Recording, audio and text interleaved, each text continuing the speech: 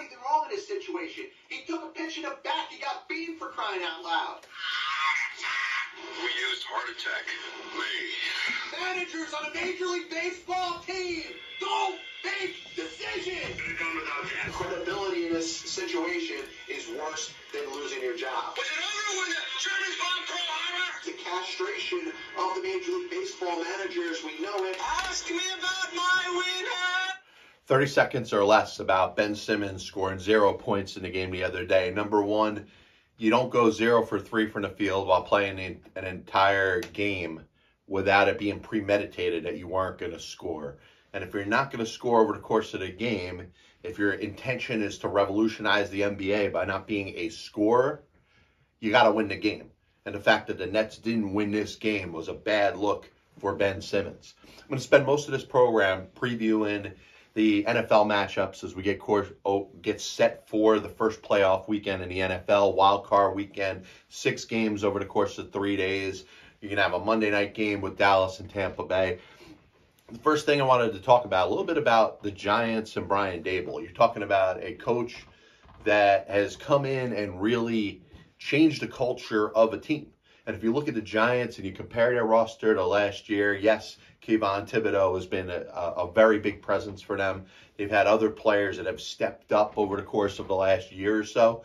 But you're essentially talking about one coach taking over the same roster that Joe Judge had for the most part over the prior 2 seasons. And the fact that, Joe Judge was let go after 2 seasons, was a boiling point for me, a talking point. One of whom I've brought up many times on this show about the lack of a leash that's given to the pro football head coach, which I disagree with. You heard me talk about David Culley and Lovie Smith both getting 1 year to fix a terrible Houston Texans team. I didn't think that was long enough. You need to leave a coach around a little longer to try to figure out if it's working or not. Yet, I kind of did agree with Jacksonville's removal of Urban Meyer and the Denver Broncos moving on from Nathaniel Hackett, both cases less than their first season on the job. And the reason I say that is it's something that you couldn't have predicted going in. But when it came to Urban Meyer, you were going to say, hey, this guy is either going to be really good or really bad. An all-time great college football head coach, Urban Meyer was. There's no way you can dispute that. To me, I could look at the history of college football. I can't name 10 all-time great and better head coaches without having to throw Urban Meyer's name in there. Now, that doesn't mean as an NFL head coach, he may have fallen on his face and looked like one of the worst in the history of the sport. He had that same type of mindset. I don't think his message, his attitude, and the way he conducted himself endeared himself to the pro football player. It may have worked for college players, and you obviously understand the difference between a college player that is out there trying to prove something and is amateur, isn't getting paid anything. In the NFL, you're talking about the star players on the team making millions and millions of dollars more than a head coach.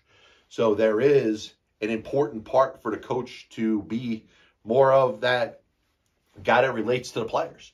You got to be a little bit of a player's coach in the NFL to succeed. Doesn't mean you can't be tough. Bill Parcells was tough. You look at Brian Daboll, and he kind of gives you the impression that he's tough as a head coach. But you have to also get the players to buy in. Urban Meyer was unable to do that. Nathaniel Hackett's failures, I just think he might have been in a little over his head. I mean, the fact that the guy was a successful offensive coordinator and had Aaron Rodgers and his father was a coach in the NFL, all these things worked good for him to make you think that he was supposed to be good. And he inherited one of the teams that were considered to be on the biggest rise in the NFL, the Denver Broncos, a team that didn't have a quarterback last year, or you had Teddy Bridgewater, who was kind of a stopgap, but didn't have an all-time star quarterback. They go out there and they get the future Hall of Famer in Russell Wilson, and the expectations were that the Broncos were supposed to succeed. And you heard me debate on the show whether it was more Hackett just not being the guy for the job.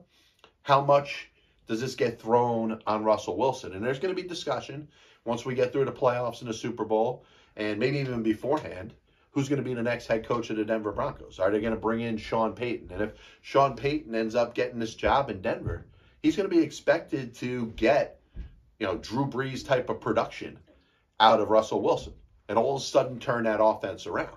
There's nobody you could think of outside of, I don't know, maybe a Tom Landry or, a Chuck Noll or something like that. But, what are you going to do in Denver? I don't think you could go to a coordinator with no head coaching experience. You got to go with somebody that has won Super Bowls, won a Super Bowl at least, and has that, that it.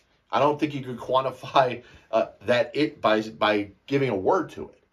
Sean Payton is that dude. He's expected wherever he ends up coaching again, which I don't think he's going to spend the rest of his adult life in the studio working for one of the networks. But I think that would be a huge upgrade from an expectation standpoint. And then you're going to find out a lot more about Russell Wilson. If Russell Wilson struggles with Sean Payton, he's not going to win that power struggle. He might win that power struggle with Nathaniel Hackett, who's in his first season as a head football coach in the National Football League, but he's not going to win that against Sean Payton.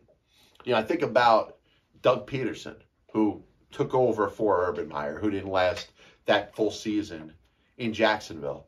And you wonder how much the roster's changed. It has a little bit. Christian Kirk has been a big-time player. They've brought in the amount of money that they've spent in off-season dollars has equated to the little bit of a better roster that they have. But Trevor Lawrence, who looked a little bit overmatched at times in his first season. But remember, Troy Aikman did too. Peyton Manning did in his first season. So there's examples of all-time great pro football quarterbacks that took more than a first season to get it going. So I think Doug Pederson benefited from Trevor Lawrence being in his second year, maybe getting some of the wrinkles and the mishaps out in season number one, but also his reputation as an NFL head coach, number one, which Urban Meyer was not, and number two, an offensive-minded head coach that has had success in the league. He was part of the reason. Yes, Frank Reich was there, but his offensive-minded mentality and what he did for that offense in Philadelphia was a major reason that they were able to win a Super Bowl there. Certainly after Carson Wentz gets hurt and Nick Foles takes over, you're looking at an improbable run and certainly a game against the New England Patriots that was probably the best game that Nick Foles played in his life. Now, you give Nick Foles a ton of credit, but you also want to credit coaching there as well. And I've said on this program, and it's kind of been a back and forth type of thing, but when it comes to coaches in the NFL, I agree that there is no more prestigious position in all of sports, whether it's a head coach in basketball or hockey or a manager in Major League Baseball. The pro football head coach is expected to do the most in the shortest amount of time.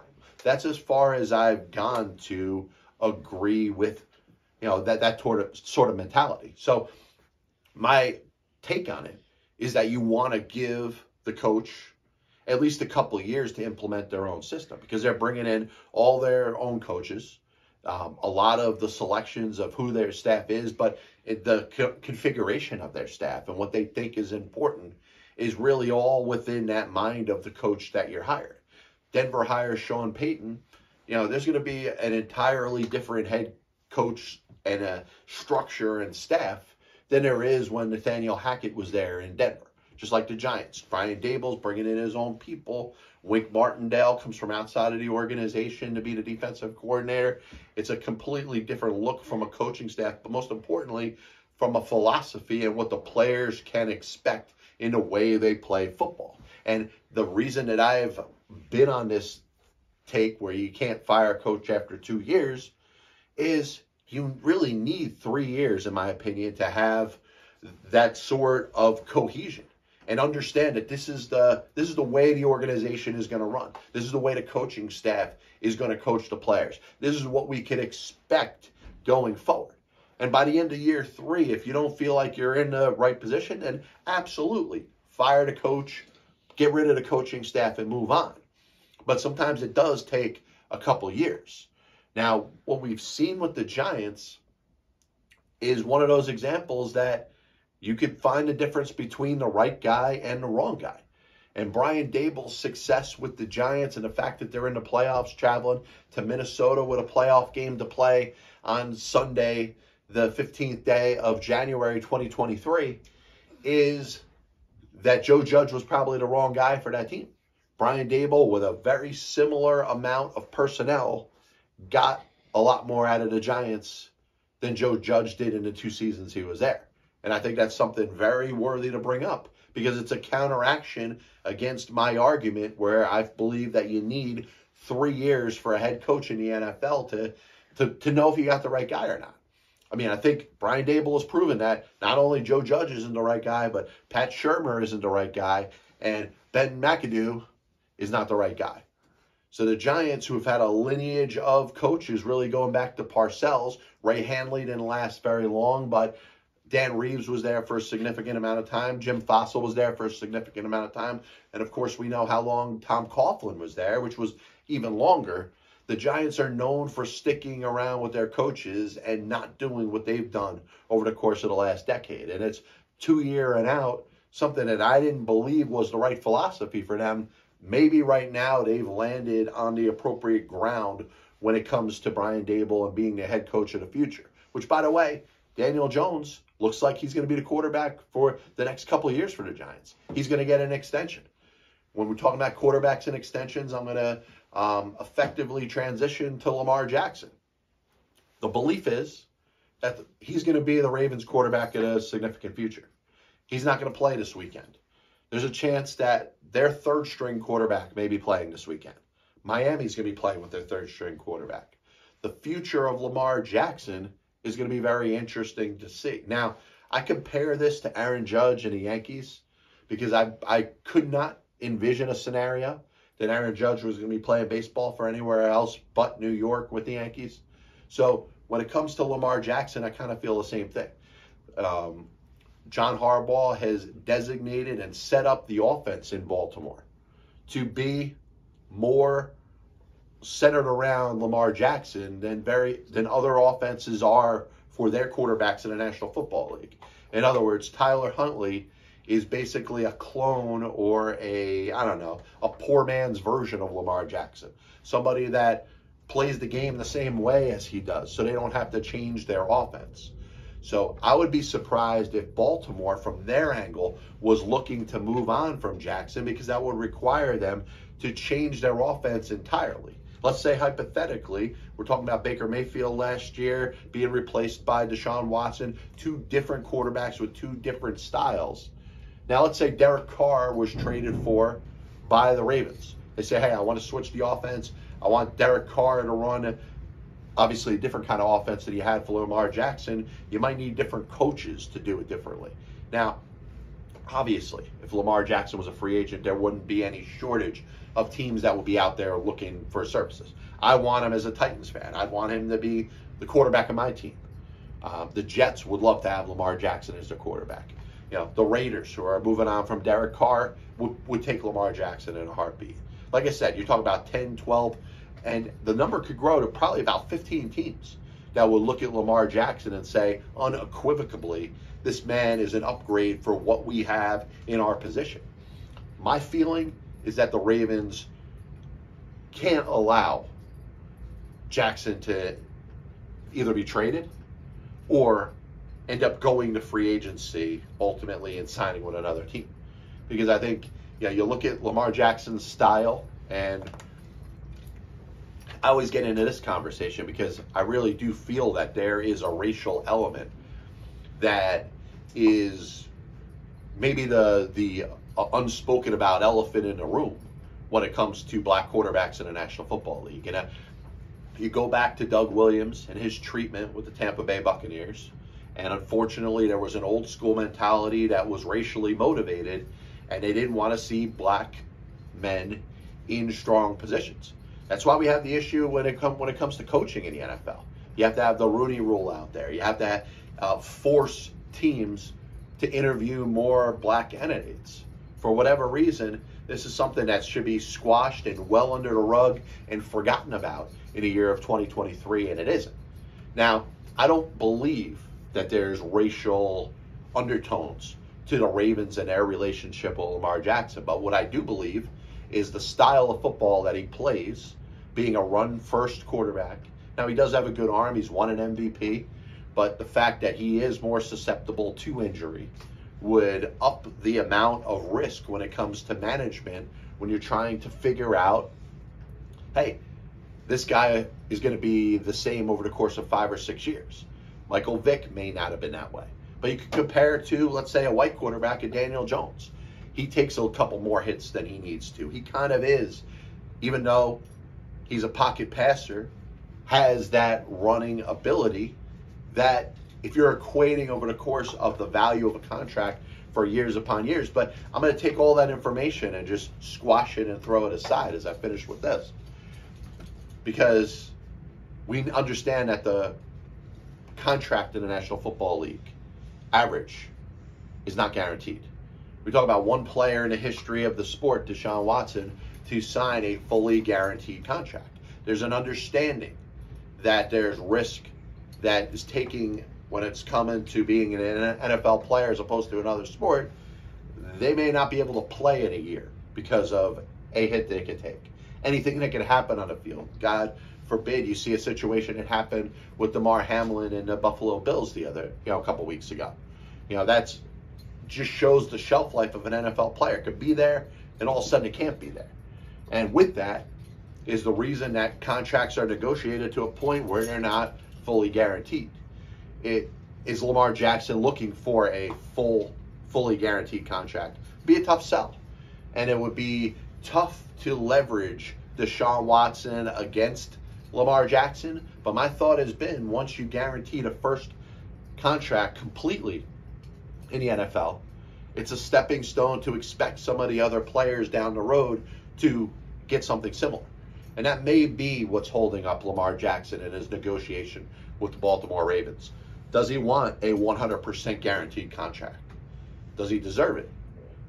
Listen, I'm in favor of it. If he got it, I would have no objections whatsoever. It's up to the Ravens and what they think. But once again, they're still in a position right now where they have leverage. They could franchise tag him for next year. And there's a chance that Lamar Jackson may not play. Le'Veon Bell decided that. Says, hey, I'm not going to play on a franchise tag. I've played X amount of years in the NFL. I've performed at a high level. And what do I got to go prove that I could be healthy for one more year before I could get big time money? He said he wasn't doing it. And I would expect to see more players doing that. The question is, Lamar Jackson at his age, is he willing to sit out an entire season to prove that same point? It's going to be something that's going to be worth thinking about. Like I said, plenty of teams in the NFL would love to have Lamar Jackson, but I don't think there's a team in the NFL that doesn't need him, that needs him as much as the Baltimore Ravens. This is the Pass Ball Show, brought to you by JohnPielli.com, by St. Aloysius Church in Jackson, New Jersey, by Two Ways, One Passion Food Truck, located in Scranton, Pennsylvania. Another reminder, catch the show on YouTube, Spotify, Apple Music, Amazon Music. We'll be back with you probably in a couple days. God bless you, and as always, I'll see you on the other side. Chris Bryant was on the Chicago Cubs roster opening day. I have many leather-bound books. My apartment smells of rich mahogany. Why don't you give it all or a majority of it to the team that wins the friggin' World Series? I was going to listen to that, but then I just carried on in my mind. Now they come out as the biggest Major League Baseball manager apologist. That'll only make someone work just hard enough not to get fired. Because hitters are going out there saying, I'm either going to hit a home run or I'm going to strike out. And if I don't get a pitch that I feel like I could drive out of the park, I'm not even supposed to be here today. especially prospect fours and hoarders, are going to be a little pissed off at me when I say this. I'm a dude that's playing the dude disguised as another dude. There are only two managers in baseball's Hall of Fame who have losing records. One of them is the iconic Tommy Mack, who you could say, in spite of winning 5 World Series championships as a manager, could be in as much as a pioneer.